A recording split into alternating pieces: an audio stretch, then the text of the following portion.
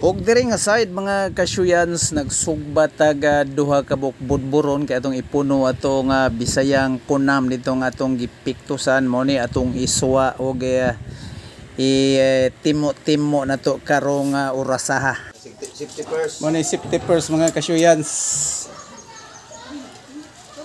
Magbalitag isda. Di mo kapasar og di mo magingana. Oh, mo ni bag-ong required karon. Sugbag isda mag hard hat. Okay, mulabtik ang kana bitong baga, mulabtik ang baga masalo. Kay kasog mahughog di maunsa ang inyong hubon. Mulabtik ng baga. Na siya atong isugba mga kasyuyans.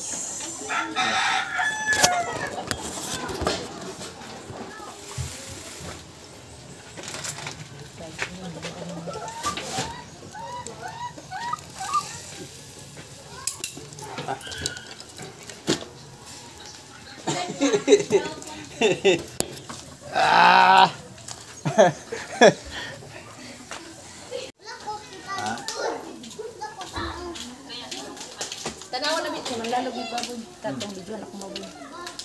Og sa wala madugay magtiniguang na po sa mga kasuyan siya mo balik naman po ta din sa iyang kulungan kay nang hagad man siya nga ipabideo daw ang iyang bagong baktin. Di wow. So ginindutan gid siya sa kong video mo ni ang gagmay niya tong primero na kong upload mga kasuyan sa una naana ni siya sa mga 70 o 80 kilos. Wow naman! Dili po sa pikas tong dagko mo na lang po ng usa ang nabilin kay iya daw ng anayon o niya si platan na to itong iyahang bagong nanganak nga anay.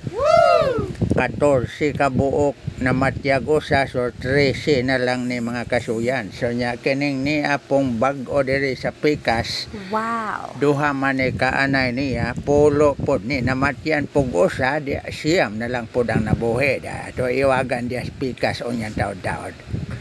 So nalingaw pa ko. So mauning pikas po do no siyam ni kabuok ning niya.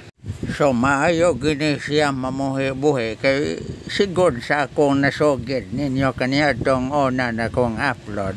Siya gyud ang nakakuha sa agod-agod sa pagpamuhi-buhi ni ining mga hayupan. Nalingaw pa kaya kuning gikumot-kumot ang iyang dalunggan kay nindot kay Kosnoton. So mao ni siya mga anad og mga hagop man ang tawag sa Cebuano kaning anad. Tanod or hagop mo na siya. So mapod ning ato ang itsura karon nga ni ader.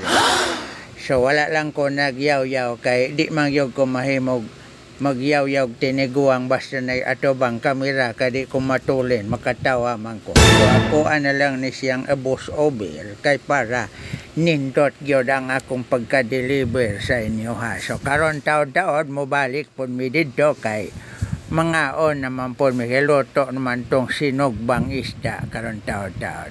So kana lang sa ang akong may update ninyo mga kasuyan santod na lang po sunod anhala Paska na gyud.